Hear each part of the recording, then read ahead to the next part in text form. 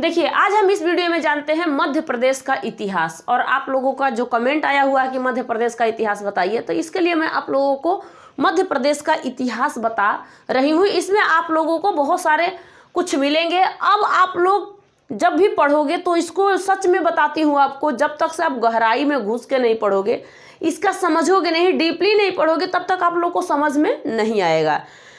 मध्य प्रदेश का हो चाहे बिहार का, किसी चीज़ का भी हो, आपको खुद से ही समझ के पढ़ना होगा कि कौन समझा रहा है और किसका वीडियो हम समझ सकते हैं। इसलिए आप लोगों को पढ़ाने में जा रही हूँ यहाँ पे मध्य प्रदेश का इतिहास। इसमें आप लोगों को हम जो आदिवासी जनसंख्या वाला राज्य है, जो हमारा मध्य प्रदेश है, ये आदिवासी जनसंख्या वाला राज्य है।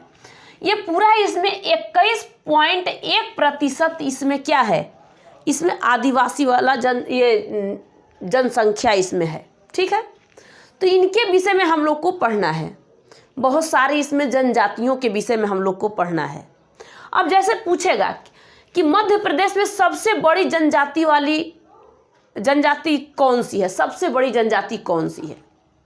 अब आप लोग समझोगे कि हम भील बता देते हैं, भील जनजाति।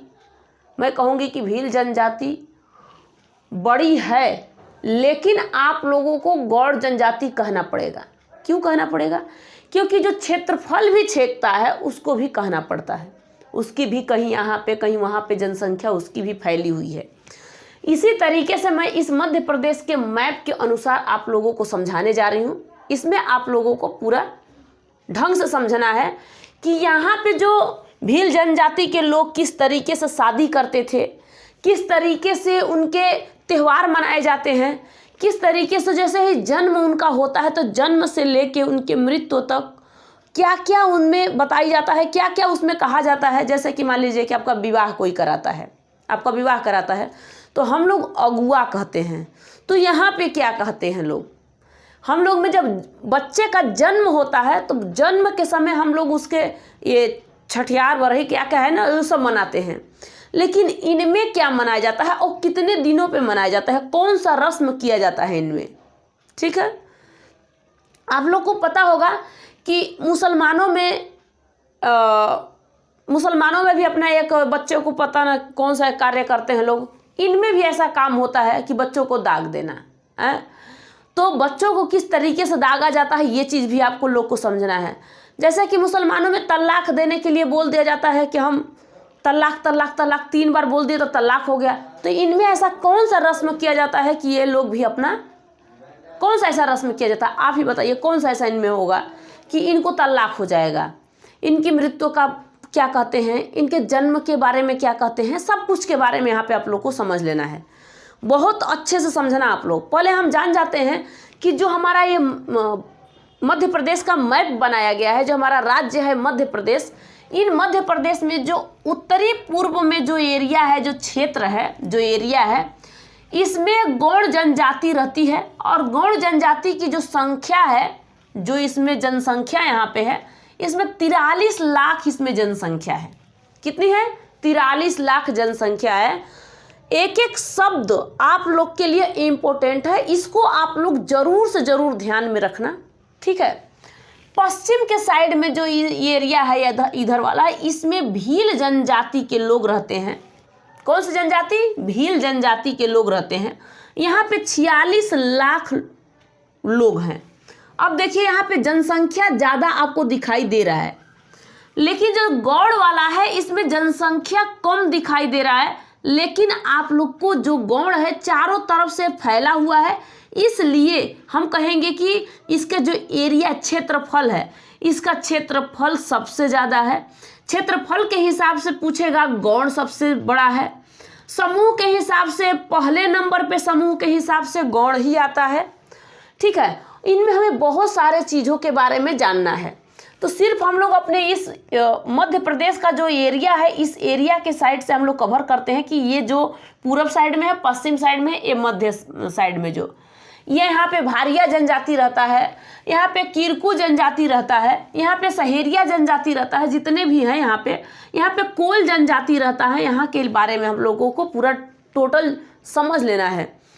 जनजाति उनकी कौन सी जाति है, उनके हम जातियों के बारे में, उनकी जनजाति कौन सी है उनके बारे में हम लोग पढ़ रहे हैं। अब एक बात बताइए, तो पहले हमें ये तो आपको पता चल गया कि सबसे अगर क्षेत्रफल के हिसाब से पूछता है तो कौन है, गौड़ है। कौन सी जनजाति है, गौड़। क्षेत्रफल के, क्योंकि क्षेत्रफल में चारों तरफ से फैला हुआ है, तो आप लोग किसके बारे में कहोगे, गौड़ जनजाति। ये चारों तरफ से क्षेत्रफल में फैला हुआ, कुछ यहाँ है, कुछ यहाँ है, कुछ यहाँ है, कुछ यहाँ, इस तरीके से चारों तरफ से फैला हुआ है। लेकिन जो भील जनजाति है ये पश्चिमी एरिया में है, ये पश्चिम साइड में है, ये पूर्व साइड है, उत्तरी पूर्वी यहाँ पे पश्चिमी साइड है, तो इनमें भील जनजाति है। इस जनजाति में क्या आप लोग को खासियत है, क्या आप लोग को पढ़ना है इसमें, पहले ये चीज़ समझ लीजिए। इसकी जो जनसंख्या भील की है, ये जनसंख्या के अनुसार पे पहले स्थान पे आता है भील। अगर जनसंख्या के हिसाब से पूछिए तो ये भील है, इधर वाला जो एरिया है इसमें पहले स्थान पे आता है। ये किस स्थान पे आता है, पहले स्थान पे। लेकिन जनसंख्या के हिसाब से गौड़ अपने जगह पे पहले स्थान पे आता है, समूह के हिसाब से पहले स्थान पे आता है, यही आता है। ठीक है, अब हम मध्य प्रदेश में जो अब सबसे ज़्यादा जनसंख्या वाला देखेंगे, सबसे कम वाला देखेंगे। इससे पहले हम लोग जान जाते हैं कि जो भील है, भील जनजाति की जो उपजाति होती है, उपजाति भी होती है, भील की उपजाति हम लोग देख लेते हैं कि कौन कौन सा उपजाति है। इसके उपजातियों को आप लोग बहुत ध्यान से समझ लेना। इस भील की उपजाति के विषय में आप लोग पूरा समझ लेना। भील को हम भीलाला भी कहते हैं। इसकी उपजाति क्या है, भीलाला है। इसकी उपजाति क्या है, भीलाला है। इसके बाद में इसे बैगास भी कहते हैं। इसकी उपजाति दूसरी क्या है, बैगास कहते हैं। रथियास कहते हैं इसे, तीसरी क्या है, रथियास इसकी जनजाति है। बरेला इसकी जनजाति है। पतालिया इसकी जनजाति है। इसकी तड़वी जनजाति है। ये इसकी उपजाति है, जनजाति नहीं। भील तो जनजाति है ही, लेकिन इसकी उपजाति है। ये जो आप लोग देख रहे हो साथ के साथ, ये इसकी उपजाति है। औरंगजेब के समय में ये जो तड़वी उपजाति के लोग थे, इन लोगों से कहा गया कि आप इस्लाम धर्म को अपना लीजिए। तो इन लोगों ने इस्लाम धर्म को अपना लिया था। जब औरंगजेब औरंगजेब के बारे में जानते हो, औरंगजेब गुलाम वंश का जो शासक था, ये गुलाम वंश का शासक था औरंगजेब। इसने क्या किया था कि इस तड़वी जनजाति से इस्लाम धर्म को मनवा लिया था। कहा कि आप लोग इस्लाम धर्म को अपना लीजिए। वो बहुत कट्टर था इन धर्मों के उस पे कि नहीं, हमारा जो धर्म है ये चलेगा। उसको अपने धर्म को ज़्यादा फैलाता था जो औरंगजेब था। आप लोगों ने तो औरंगजेब के विषय में पढ़ ही लिया है। अब हम लोग देखते हैं कि ये जो भील है, ये भील शब्द आया कहाँ से, इस भील शब्द आया कहाँ से। मेन टॉपिक लिखना, भील जनजाति 46 लाख। ठीक है, भील की उपजाति ये 7 को याद रख लेना, भीलाला, बैगास, रथियास, बरेला, पतालिया और तड़वी। इनके बारे में आप लोग को ध्यान में रहना चाहिए। ठीक है, सबसे बड़ा जनसंख्या के हिसाब से पूछता है, तो ये जो जनसंख्या के हिसाब से जनजाति है वो आपकी भील है। लेकिन जनसंख्या ना एरिया के हिसाब से पूछता है। जिस तरीके से भारत में कहा जाता है कि सबसे ज़्यादा जनसंख्या वाला राज्य कौन सा है, तब आप लोग क्या कहते हो, उत्तर प्रदेश है, यानी यूपी है। यूपी क्या है, सबसे ज़्यादा जनसंख्या के अनुसार अपने भारत में सबसे बड़ा जो राज्य है जनसंख्या के हिसाब से उत्तर प्रदेश है। लेकिन क्षेत्रफल के हिसाब से अगर पूछा जाए तो राजस्थान है क्षेत्रफल, लेकिन उसमें जनसंख्या कम है। जनसंख्या यानी पॉपुलेशन उसमें कम है, उसमें इंसान कम है। तो इनके बारे में डिटेल में समझे, इंसान, आदमी, औरत, बच्चे ये कम है वहाँ पे। तो क्षेत्रफल के हिसाब से हम राजस्थान को मानते हैं। 28 राज्य में से हम पहले क्षेत्रफल के हिसाब से राजस्थान को मान, पॉपुलेशन के हिसाब से हम उत्तर प्रदेश को मान लेते हैं। उसमें 75 पूरा टोटल जिला है और उनमें जनसंख्या भी ज़्यादा है। वो जो उत्तर प्रदेश है ना, ये भरा साल है, उसमें कम से कम उसमें 24 करोड़ जनसंख्या उसी में उत्तर प्रदेश में ही कितना 22 करोड़ ऐसे ही कुछ है। 22 करोड़ जनसंख्या उत्तर प्रदेश में ही मान लीजिए है। और जगह पे कम है, जैसे बिहार हो गया 12 पे हो गया 12 करोड़, हर जगह ही अपनी जनसंख्या ये है। तो इनमें से हम लोगों को सबसे ज़्यादा जो जानना है कि मध्य प्रदेश, जब हम MPPCS की तैयारी करेंगे तो उसमें हम लोगों से पूछा जाएगा, इनमें जनसंख्या भी अगर पूरा पूछ लिया तो आप लोग को बता देना है। इनमें आपसे आदिवासी जनसंख्या के बारे में पूछ ले कितने प्रतिशत पे हैं, तो भैया 21.1% पे आप लोग बता सकते हो। इसमें सबसे बड़ा जनसंख्या वाला जनजाति कौन सा है? भील है, लेकिन किस हिसाब से? जनसंख्या के हिसाब से, लेकिन एरिया के हिसाब से आपका गौड़ है। ये आप लोग कवर कर लोगे कि नहीं?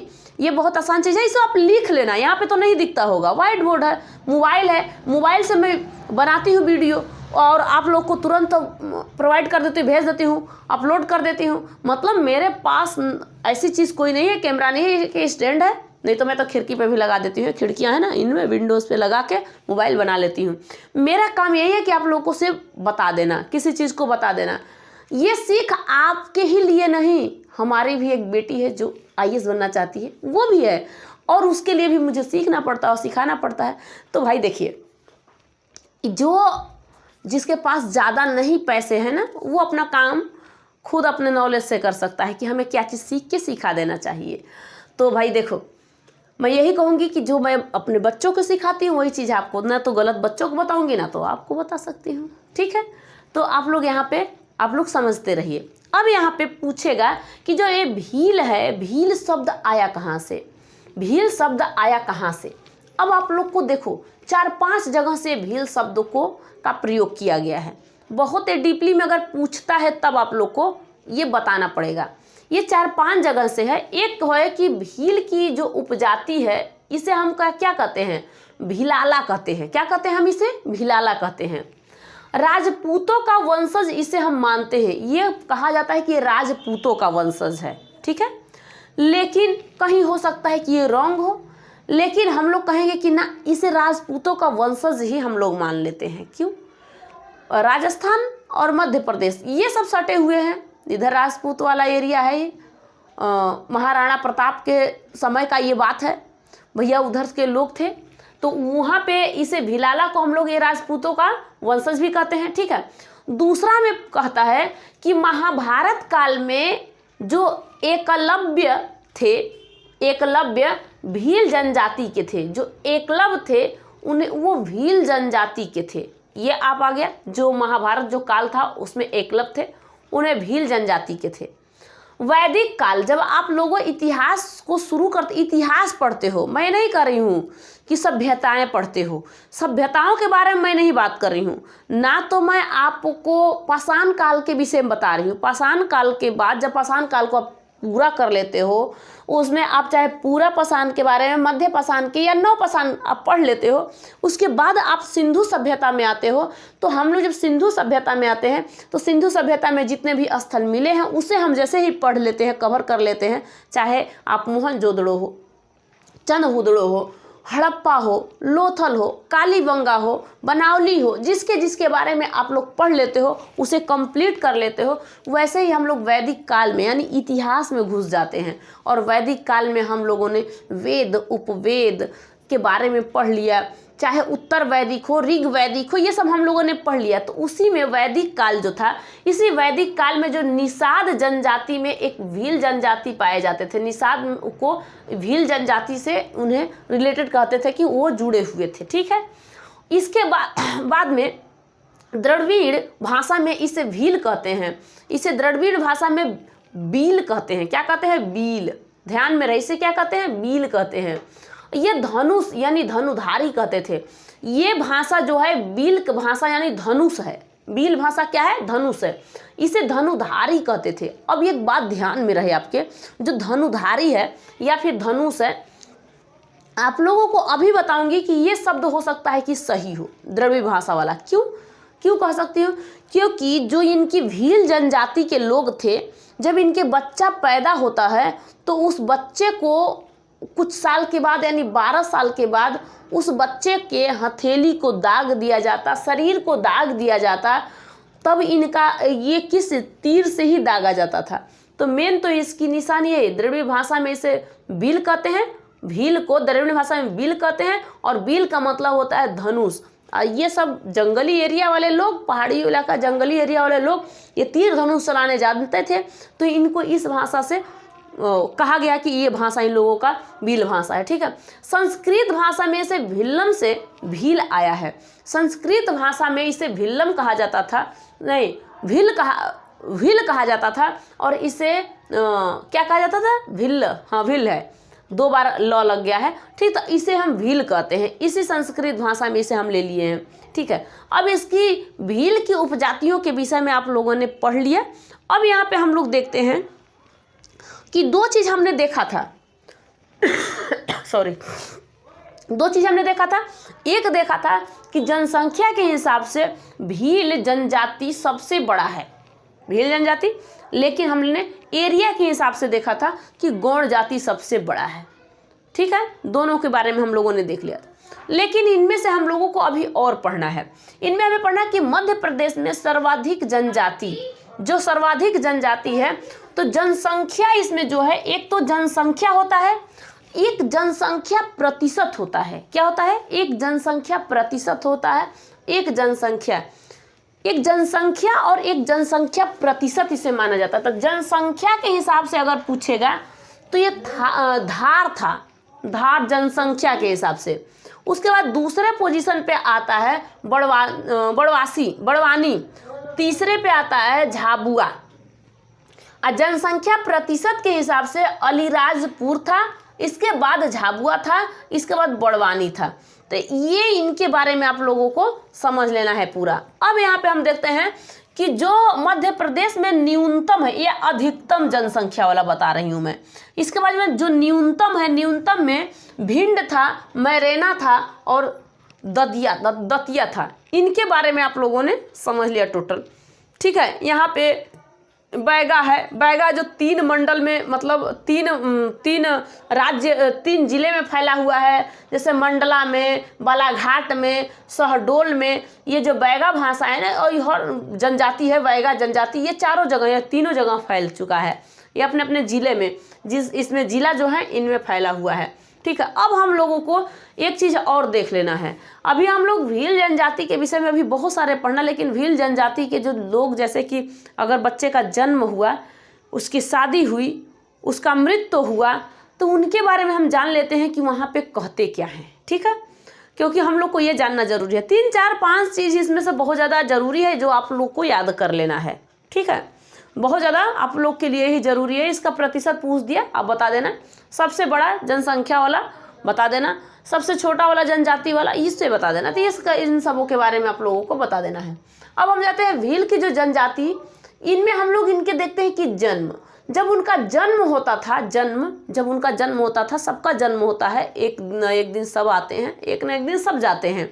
तो जब इनका जन्म हुआ था तो उसे सांता कहा जाता है। सांता का मतलब शिशु को, सांता एक कार्य होता है, सांता होता है। सांता जन्म जब होता है तो सांता होता है, यानी 7 दिन के बाद इनके बच्चे का हल्दी लगाया जाता है, तो उन्हें सांता कहा जाता है। ठीक है, जैसे हम लोग में छठियार वो मनाते हैं ना, इस तरीके से इनमें मनाया जाता है। मध्य प्रदेश वाले जो ये जनजाति वाले लोग थे, भील जनजाति के लोग थे, उनमें मनाया जाता था ये सांता। 7वें दिन हल्दी का रस्म होता था। ठीक है, इसके बाद में पहाड़ड़ा, इसमें या तो फिर आप डोंगर कह सकते हैं, डोंगर ढलवाई आप इसे कह सकते हैं। इसे हम मकड़े पर, इसे जो मकई होता है ना, मकई जानते हो, मकई सब लोग खाते हो, तो उस मकई पे बैठा दिया जाता था बच्चे को, और कहा जाता था कि अगर बच्चा जितने मकई को छीट दिया, इधर उधर फेंक दिया, सब जगह से फेंक दिया, तब वो जान जाएंगे कि बच्चा कुछ जाके विद्वान बनेगा, आगे कुछ अच्छे कार्य करेगा। और नहीं तो ऐसा काम नहीं होता है। तो ये इसके लिए देखा जाता है कि अब इसके लिए क्या करें कि ये काम को इस तरीके से करे, मतलब वो तेज अपने दिमाग से बने। तो उसे डोंगर ढलवाई कहा जाता था। ठीक है, इसमें दाम देना का मतलब होता है बच्चों को जिस तरीके से, मान लीजिए कि क्या कहते हैं, दाम देना का मतलब होता है कि 12 साल का जब बच्चा होता है तो 12 साल के बच्चे को उसको बैठा के उसे दाग दिया जाता था धनुष को लाल, तीर को लाल करके, उसका जो आगे का होता है, ये तीर जो होती है उसके आगे का, तो बच्चे को निशान दे दिया जाता है। तीर होता है ना, तीर के आगे का निशान बच्चे को दे दिया जाता था। तो ये भील जनजाति के लोगों में होता था, ठीक है। तो ये भील जनजाति के लोगों के होता था, ठीक है। कुर्बानी होता है मुसलमानों में आज भी, क्या कहते हैं, कुर्बानी कहते हैं ना, कुर्बानी देना बच्चों का, इस तरीके से इनका भी होता है। तो इनको तो पूरे दाग दे जाता था, ठीक है। अब यहाँ पे आप लोगों को कुर्बानी से थोड़ी सी वो आ गई, ठीक है। इसके बाद क्या होता था, ये डाम देते थे, ये दाग देते थे, ठीक है। फिर हल्दी पीठी होता था। हल्दी पीठी मतलब मान लीजिए कि शादी होने से पहले मतलब बच्चे का शादी होने गया, तो शादी होने से पहले इन लोगों का हल्दी पीठी होता था। इसका मतलब होता है क्योंकि रानी काजल एक देवी थी, मंदिर है वहाँ पे ये लोग अपना पहला न्योता उसी को देने जाते हैं, उसी मंदिर में देने जाते हैं। तो अगर ये पूछ दिया तो आप लोगों को हल्दी पीठी के बारे में भी याद होना चाहिए। ज़रूरी है सीखना, किसी के भाषा को सीखना कोई गलत नहीं है, सीख लेना, आप लोग भी सीख लेना। कोई MPPS वाला होगा तभी नहीं, कोई और होगा वो भी सीख लेगा, उत्तर प्रदेश, यूपी, बिहार के लोग भी, ठीक है। इसके बाद डापा आता है। डापा, अब मान लीजिए कि लड़के को शादी तय हो गया, और लड़के को जब शादी तय हुआ तो रानी काजल को न्योता दे दिया गया। अब जब न्योता दे दिया गया तो यहाँ पे लड़की लड़का के घर से जैसे बात होता था, तो इसे कहा डापा। डापा का मतलब होता है कि दहेज लड़का वाला देते थे। ये भील जनजाति में लड़की वाले को दहेज लड़का वाला देते थे, तो इसे ही क्या कहते थे, दापा कहते थे। क्या कहते थे, दापा कहते थे, ध्यान में रहे, इसे क्या कहते थे, दापा, दापा कहते थे। तो दहेज लड़का वाला लड़की को देते थे। इसके बाद में माजगडिया। माजगडिया का मतलब क्या है, रिश्ता करवाना। जो अगुआ होता है हमारे गांव में, क्या कहा जाता है, अगुआ आया है। कौन अगुआ आया है, भैया अगुआ हो ना, रिश्ता सही कराना, लड़की भी ठीक लड़का भी ठीक। ये नहीं पता कि सबका सब छिपा के सब करा देता है, चाहे लड़की जैसी चाहे लड़का जैसा। बाद में देखा जाएगा ना, झगड़ाउन कुछ भी, जैसे भी शादी हो गया ना, पट गया, बात ख़त्म। अब इसके बाद में तुम लोग लड़ते हो, झगड़ते हो, बाद में अगुआ को गाली मिलता है, कोई दिक्कत नहीं, अगुआ को गाली मिले कोई दिक्कत नहीं। इसी अगुआ यूपी बिहार में कहा जाता है, लेकिन जो मध्य प्रदेश में कहा जाता था उसे माजगडिया कहा जाता था। माजगडिया इन्हें कहा जाता था, भैया ये माजगडिया हैं, ये रिश्ता हमारा ले करवा रहे हैं, लड़की लड़का का शादी करवा रहे हैं, अगुआ जी ये हैं, ठीक है। इसे सावा कहा जाता था। सावा का मतलब होता है जो डापा लेके आते थे लोग। डापा, डापा मतलब जानते हो ना, डापा क्या होता था, डापा भी, डापा आपको पता है ना कि क्या होता था, जो दहेज लड़का वाला लड़की को देते थे। तो अब ये लोग क्या करते थे कि सावा देते थे। सावा का मतलब क्या होता है कि लड़का वाला जो अनाज लेके गया है, कम से कम 1.25 किलो हो, 1.25 मन हो, सवैया लगा के, सवैया हमारे तरफ होता है ना, सवैया लगा के, तो इस तरह उसे सावा कहा जाता था। जो डापा देते थे उसमें अनाज सावा होता था, एनी टाइम उसमें क्या होता था, सावा होता था। इसके बाद एक खड़ा कूट कहा जाता है। खड़ा कूट का मतलब क्या होता है कि मान लीजिए कि अब लड़का दहेज देने गया लड़की को, जो दापा देने गया और पता चला कि इसमें कमी है, तो उसे कम है तो उसे सावा कहा जाता, सॉरी उसे का खड़ा कूट कहा जाता था कि ना। अब तो इसका मतलब मुझे तो ये लग रहा है कि खड़े कूट दो, अगर दहेज में कमी है तो लड़के वाले को खड़े कूट दो। ध्यान में रहे कि लड़के वाले को क्या करना, खड़े कूट दो। तो इसे कूट कहा जाता था। क्या कहा जाता था, खड़ा कूट।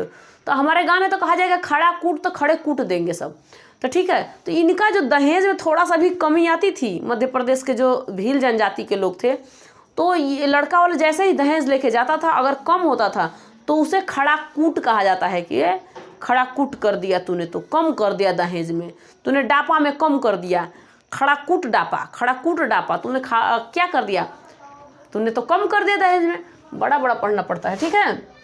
उसके बाद में साउंग भरना कहता था। साउंग भरना, डापा जो लेना उसे कहते थे साउंग भरना। डापा वाला लड़का लेके आ जाता है तो देता है, जैसे ही परिवार देते हैं तो उसे कहा जाता है कि साउंग भरना। क्या भरना, साउंग भरना, दे दो, साउंग भर दो, दे दो, साउंग भर दो, भर देते थे साउंग, तो उसे ये कहा जाता था साउंग भरना। ठीक है। इसके बाद में छिरसिरी गोल, ये क्या होता है भैया? छिरसिरी गोल, छिरसिरी गोल का मतलब होता है, मतलब जैसे ही लड़का क्या करता है कि वो लेके अनाज गया है, और अनाज लेके जैसे डापा गया है ना, सावा कितना लेके गया है, सावा वाला लेके गया है, अब ये जैसे ही पहुंचेगा लेके, तो वहाँ पे एक रस्म किया जाता है दरवाजे पे। जैसे हम लोगों को क्या होता है कि पंडित जी पूजा करा दे, द्वार पूजा लग गया, पंडित जी ने पूजा करा दिया, खूब बढ़िया से द्वार पूजा लगवा दिया, मार गाली वाली दे के एकदम मस्त औरतें कर देती हैं। अब तो बड़ा बाजा वजा का सिस्टम चल दिया है ना, डीजे उजे बजने लगता है। नहीं तो पहले के लोग बहुत ज़्यादा गाली उली दे के एकदम मस्त कर देती थी। आते थे बाराती तो उनको एकदम मस्त। यहाँ पे क्या होता है कि जब पूजा होता है मध्य प्रदेश के भील जनजाति में, तो उनकी पूजा यानी कि बारात जब लगती है, द्वार पूजा जैसे लगता है, पंडित जी लोग पूजा कराते हैं, तो उस समय पूजा में लोग, हमारे यहाँ तो तिलक उलक लगाया जाता है, तिलक चढ़ता है, कुछ भी होता है, इनके यहाँ गुड़ और चावल खिलाया जाता है, इनके यहाँ गुड़ और चावल को खिलाया जाता है। ठीक है। क्या इसी को कहा जाए गोल, गुड़ को ही गोल कहा जाता था। छिरसिरिया जो होती थी, छिरसिरिया गोल यानी गुड़ और चावल को खिलाना। पुजारी जी पूजा करा दिए, यानी पूजा पाठ करा दिए, और इसके बाद ये लोग गुड़ चावल को खा लेते थे, उसी को छिरसिरिया गोल कहा जाता था। हमारे तरफ इसे द्वार पूजा कहा जाता है, और द्वार पूजा में लड़के को फर्स्ट क्लास का चंदन तिलक दुनियादारी जो भी होता है होता रहता है, और बैठे रहते हैं लोग, और फर्स्ट क्लास का औरतें गीत गाना गाती हैं, खूब बजाती गाती नाचती मस्त से हैं, गाली उली दे के भरपूर भर देती हैं उनको, जाओ तुम अपने गांव को। ठीक है। शादी उदी कर लेना करवा के।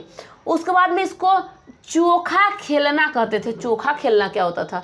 चोखा खेलना का मतलब होता है देखना, चोखा खेलना का मतलब क्या होता है कि जो वर वधू थे, एक दूसरे के कंधे पे, भील जनजाति में जो वर और वधू थे, एक दूसरे के कंधे पे बैठ के और आपस पे चावल फेंकते थे। हाँ, तुम चावल इसके ऊपर, तुम चावल इसके ऊपर, दोनों चावल फेंकते थे, लो इस तरीके से। हमारे तरफ क्या होता है कि जैसे ही लड़का आता है, यूपी बिहार में क्या होता है कि जैसे ही लड़का आता है, तो उस लड़के पे चावल लड़की फेंक देती है, यानी कि छिप के, कोई देखे नहीं।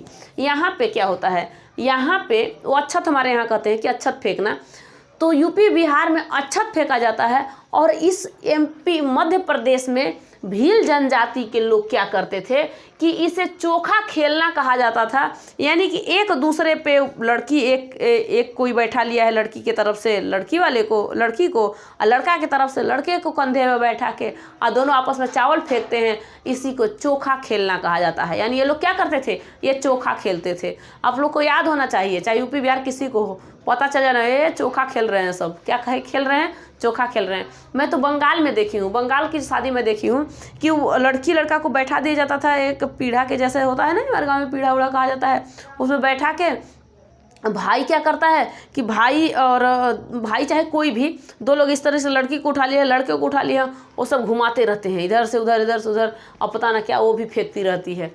तो ये भी देखी हूँ, ये बंगाल की शादी में देखी हूँ। ये मध्य प्रदेश की शादी में तो इस तरीके से होता है कि भैया चोखा खेलते हैं, कंधे में बैठ गए हैं, बड़ा मज़ा है, आराम से फेंको, चोखा खेल रहे हैं लोग। ठीक है। अब भैया ये हो गया ये भील जनजाति के लोगों के बारे में। उसके बाद तिनका तोड़ना। अब लो शादी हो गई, और शादी होने के बाद अब तलाक का पोजीशन जब आएगा, तो तलाक का पोजीशन में मुसलमान कह देते हैं कि तलाक तलाक तलाक, 3 बार कह दिए तलाक, तलाक हो गया, पूछ लिया जाता है तलाक तलाक। निगाह निगाह, शादी हो गया, काज का निगाह निगाह निगाह ने कर दिया जाता था, शादी हो गया। ऐसे में तलाक तलाक करके तोड़ दिया जाता था। और इनमें तिनका तोड़ने का मतलब है किसी, मतलब ले लेना एक वो ना पत्ते आते हैं, पत्ते को तोड़ दो, पत्ते को वहीं से बीचों बीच फाड़ दो, इन्हें तिनके तोड़ दिया, अब ये यहाँ पे तलाक हो गया, शादी टूट गई।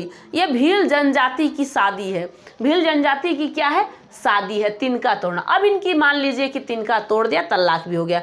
अब मृत्यु की बारी होती है, मृत्यु भोज को टिया कहा जाता है, टिया कहा जाता है। आराम से वहाँ पे टिया कर दिया जाता था, लोग खाते पीते मस्त रहते। यही है ये भील जनजाति के इन लोगों के जन्म से लेकर मृत्यु तक की बातें हैं। इनका त्यौहार भी होता है और त्यौहार भी आपको अभी नहीं बताऊंगी, लेकिन यहाँ पे आप लोगों ने बहुत कुछ समझ गए। यहाँ पे आप लोगों ने इसके बारे में देख लिए। देखो बाबू, किसी का देखो, कहने का मतलब मेरा है कि आप लोग पढ़ते हो खूब अच्छे से, तो खूब अच्छे से समझा करो। मतलब वीडियो देखते हो तो देखो उसको ना, खूब अच्छे से इसको समझो कि उसमें बताया क्या जा रहा है। मध्य प्रदेश का जो हम लोग को इतिहास बताया जा रहा है, इसमें क्या क्या बातें हैं, हमारे क्वेश्चन में क्या क्या आ सकते हैं, इस तरीके से आएगा बता देना। दूसरी तरीके से अगर इस तरीके से आ जाएगा कि भील शब्द आया कहाँ से बता देना, भील जनजाति के लोग को बता देना कि इनकी जनसंख्या कितनी थी, क्या थी, ये बारे में बता देना। इनकी जनसंख्या 46 लाख है, ध्यान में रहे, भील जनजाति की, और 43 लाख है गोंड जनजाति की, ये आप लोग बता देना। अब इसको आप जैसे ही पढ़ लोगे तो इनको त्यौहार के विषय में बता दूंगी। अब इसी में आ जाते हैं राजवंशों के विषय में बता दूंगी। जैसे वंशज है, चंदेल वंदेल आ गया, चंदेल हौसल आ गया, इनके विषय में मैं आपको बता दूंगी पूरा डिटेल में। जैसे ही आपको जैसा वीडियो चाहिए सिर्फ आप लोग एक कमेंट करिए और मैं तुरंत आपको इस वीडियो को तुरंत डालूंगी कि किस तरीके, जैसे ही आपको जो वीडियो चाहिए उसके लिए मुझे तैयारी करना पड़ेगा, कोई दिक्कत नहीं, तैयारी होगा, इसके लिए आपको बताया जाएगा। कहीं भी आपको दिक्कत हो रही है, इधर से या मध्य प्रदेश का खूब, जिसको मध्य प्रदेश का एक एक राज्य के बारे में पता होगा, जिसको एक एक राज्य एक एक जिला के बारे में पता होगा, उसे तो कोई दिक्कत ही नहीं होगा किसी चीज़ को पढ़ने में। तो ये आप लोग को समझ में आ गया मध्य प्रदेश का इतिहास। तो इसे आप लोग जैसे ही समझ लिए, नेक्स्ट वीडियो में इसके बाद में ये भील जनजाति के कुछ त्योहारों के विषय में और यहाँ भील जनजाति की जो उपजातियाँ हैं, उपजाति है भील की उपजाति, इसके बारे में बताऊंगी। यहाँ तक आप लोगों को समझ में पूरा आ गया होगा। नेक्स्ट वीडियो में इसके बाद मिलूंगी, तब तक के लिए जय हिंद, थैंक यू।